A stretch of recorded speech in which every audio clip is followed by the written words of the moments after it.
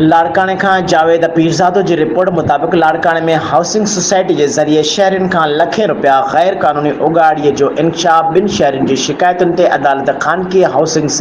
Society smart सिटीअ जे मालिक revenue खाते जे सब रजिस्ट्रार मुख़्तियारकार Larkana DC Larkana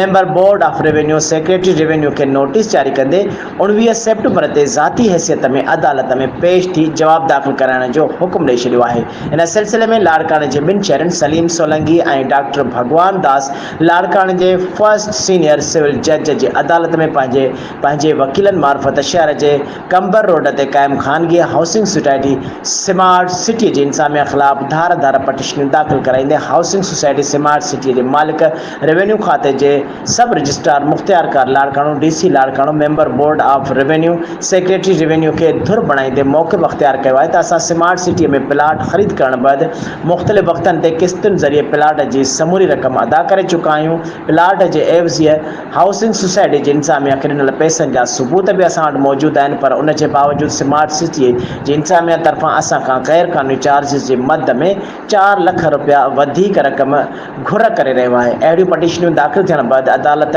housing society smart सिटीअ जे मालिक रेवेन्यू खाते जे सब रजिस्ट्रार मुख़्तियारकार Larkana DC Larkana member of board of revenue ऐं सेक्रेटरी रेवेन्यू खे नोटिस जारी कंदे 19 सेप्टेम्बर ते ज़ाती हैसियत में अदालत में पेश थी जवाब दाख़िल कराइण जो हुकुम ॾेई छॾियो आहे। काफ़ी कॉलोनियुनि अंदरि डिफेड हलंदड़ आहे, काफ़ियुनि जा केस नेब में पिण हलंदड़ आहिनि।